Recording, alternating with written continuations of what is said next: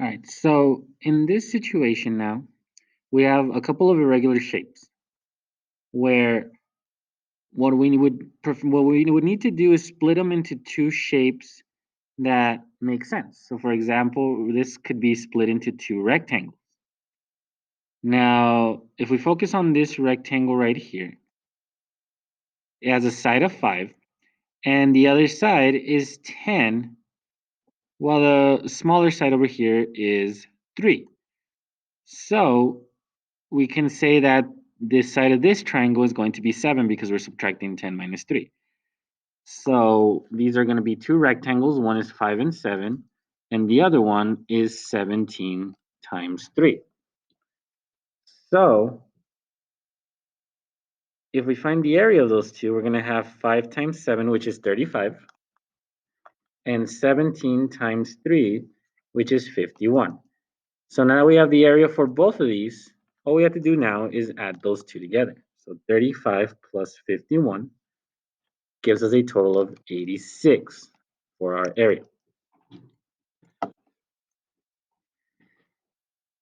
Similar situation here, we can split this into two rectangles, where we have a rectangle of 12 and 5,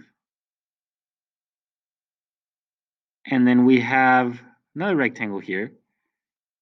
If this entire side is 25, then and this little one is 5, we can say that this one is going to be 20. So now we have two rectangles, one of 20 and 15, and another one of 12 and 5. So 15 times 20 gives us an area of 300.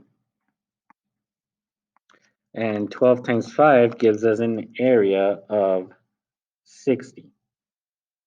So then we just add those two together. 300 plus 60 is equal to 360 for our total area.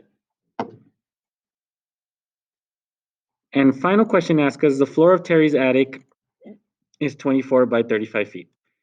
How many square feet of insulation are needed to cover the attic floor? This is just a regular attic floor, 24 by 35. If we want to know how much we need to cover it by, all we would need to do is take those two things and multiply them. So we have feet, we have feet. If we multiply these two things together, then we're going to get feet squared, which is what we measure most homes by.